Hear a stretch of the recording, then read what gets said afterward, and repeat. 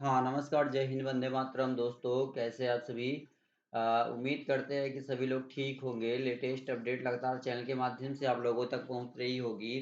कहीं न कहीं आप सभी को ज्ञात है कि भई 10 तारीख को नीतीश कैबिनेट की बैठक भी हुई थी और ये बात क्लियर रूप से कही जा रही थी कि भाई नीतीश कैबिनेट की बैठक से अभ्यर्थियों को राहत जो है वो मिल सकती है और लगातार शिक्षा विभाग जो है नियोजित शिक्षकों के लिए बेहतर करने की तैयारी में जुटा हुआ है। राज्य वेतन आयोग से मुख्यमंत्री नीतीश कुमार को सौंप दी गई है रिपोर्ट।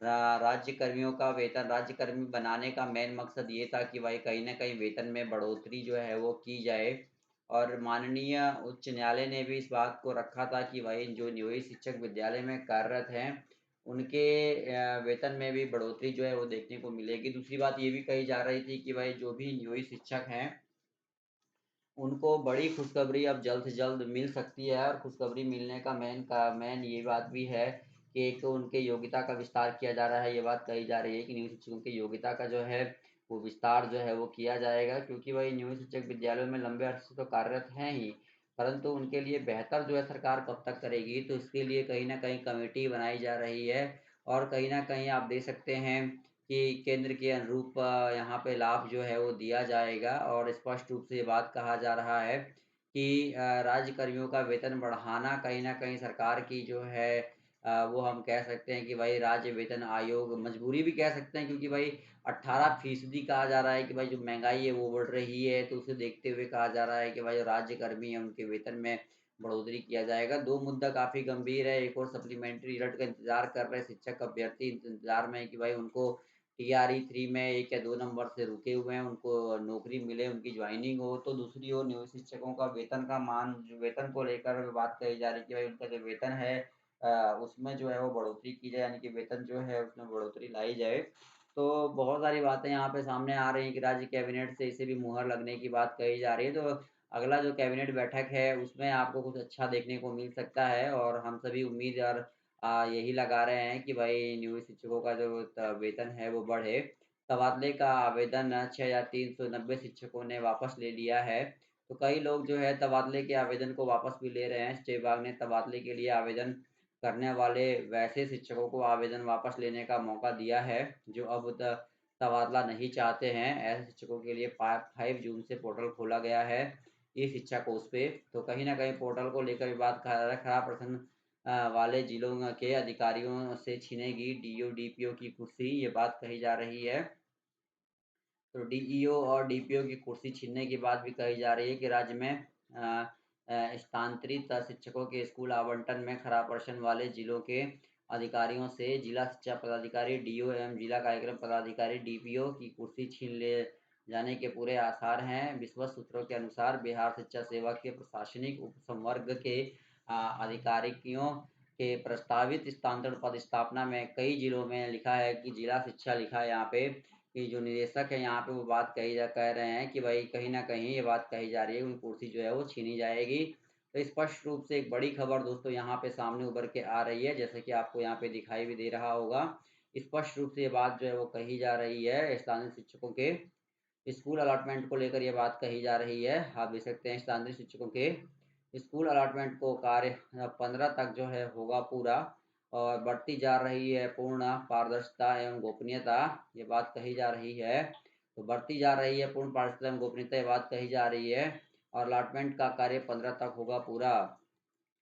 वे शिक्षकों के वेतन विसंगति जल्द होगी दूर, शिक्षकों का वेतन विसंगति दूर करना ही होगा।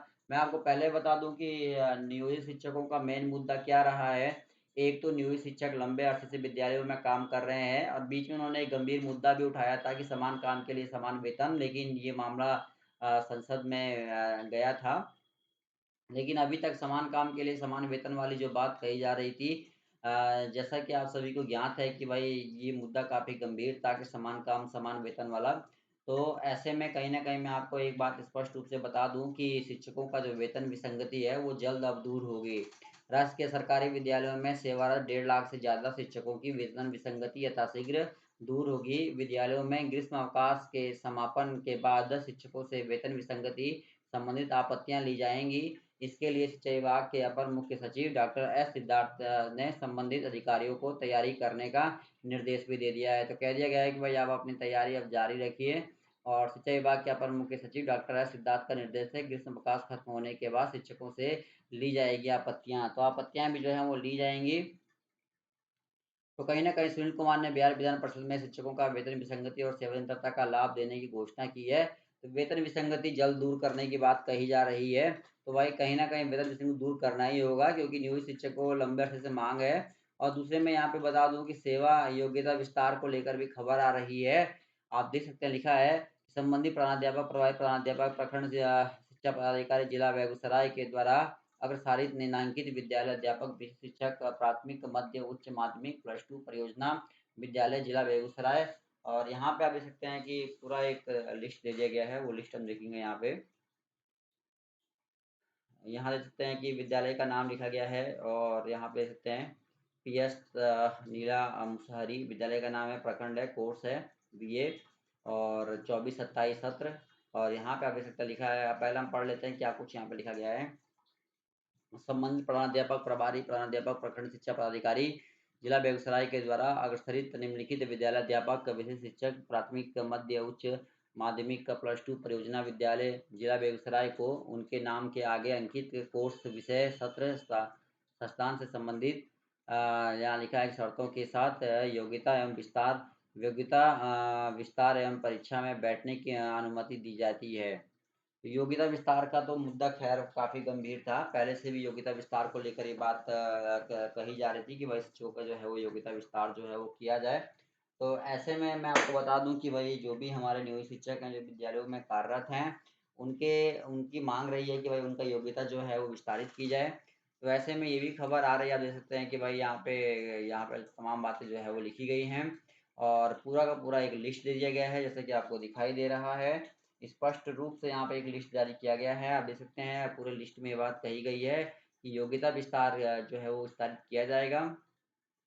जिला शिक्षा पदाधिकारी महोदय बेगूसराय के द्वारा ये एक और पत्र है, प्रखंड शिक्षा पदाधिकारी महोदय, प्रखंड का नाम, जिला का नाम यहाँ पे दिया गया है। और समय निवेदन है कि मैं आपका नाम, आपका पद के रूप, वर्तमान विद्यालय कार्यालय का नाम, जिला ब्लॉक में कार्यरत हूँ, वर्तमान शैक्षणिक योग्यता धारित करता हूँ। और योग्यता विस्तार के लिए देखिए किस प्रकार से आपको पत्र लिखना है। इस शैक्षणिक उन्नयन से मेरी कार्य क्षमता विभागीय योगदान में निश्चित ही वृद्धि होगी। आप देख सकते हैं संलग्न के रूप में मैं अपने शैक्षणिक प्रमाण पत्रों एवं अन्य आवश्यक दस्तावेज संलग्न कर रहा हूँ या रही हूँ, जो भी है आपकी महती कृपा होगी। ठीक है, इस प्रकार से भी आप देख सकते हैं सेवा को विस्तार करने के लिए आप इस प्रकार से पत्र लिख सकते हैं, और ये बात कही भी जा रही है कि भाई सेवा को जो है वो विस्तारित किया जाए।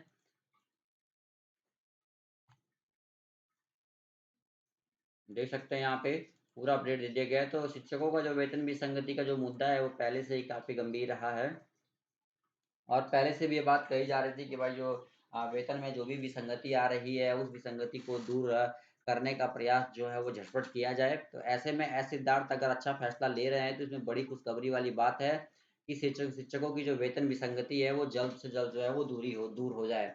राज्य के सरकारी विद्यालयों में सेवारत 1.5 लाख से ज्यादा शिक्षकों की वेतन विसंगति यथाशीघ्र दूर होगी। विद्यालयों में ग्रीष्मावकाश के समापन के बाद शिक्षकों से वेतन विसंगति संबंधित आपत्तियां ली जाएंगी। इसके लिए शिक्षा विभाग के अपर मुख्य सचिव डॉक्टर एस सिद्धार्थ ने, आप देख सकते हैं जो एस सिद्धार्थ जी हैं, वो अब कहीं ना कहीं अल्टीमेट बड़ा फैसला जो है वो ले सकते हैं। उनके लिए, शिक्षकों के लिए जो इंतजार में बैठे हैं कि उनकी जो विसंगतियां हैं वेतन संबंधित वो दूर की जाए।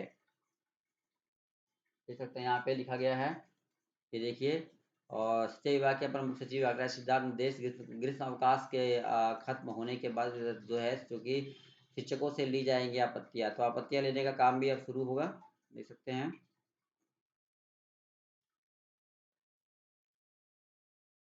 तो देखिए वेतन विसंगति, और अभी देखिए जो यहाँ पे सदन में जो मुद्दा उठा था, जिसमें कि संविधान परिषद में उठा था, बिहार में विधान परिषद में ये मुद्दा उठा था कि शिक्षकों की वेतन विसंगतियां और सेवानिरंतरता दोनों का लाभ देने की घोषणा जो है वो की गई थी।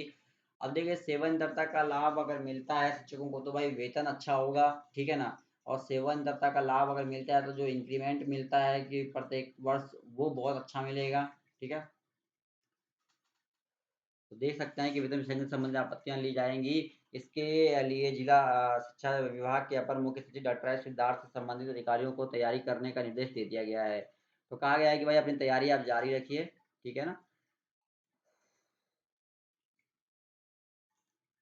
तो डीपीओ, जो भी आपके डीओ डीपीओ हैं उन पे भी अब गाज जो है वो गिर रही है, आप देख सकते हैं। तबादले का काम भी अब 23 से आगे चल रहा है, ठीक है ना। तो इस प्रकार से मैं आपको बता दूं दोस्तों यहाँ पे कि भाई तमाम प्रक्रियाएं अब जल्द से जल्द पूर्ण होने वाली हैं, और आपको जल्द से जल्द अच्छी अपडेट मिलने वाली है। वेतन विसंगति और राज्य कर्मियों का वेतन बढ़ोतरी, तमाम चीज़ जो है वो जल्द से जल्द देखने को मिलेंगी। और जहाँ तक बात है कि भाई वेतन की, तो वेतन में भी अच्छा उछाल देखने को मिलेगा, क्योंकि इंतजार लंबा रहा है और हाई कोर्ट ने भी दबाव अपना बनाया है। तो बस वीडियो को शेयर कीजिए, चैनल के माध्यम से आप प्यार बना के रखिएगा, ताकि लेटेस्ट अपडेट हम आप तक पहुंचाते रहें। वीडियो में इतने, धन्यवाद, जय हिंद।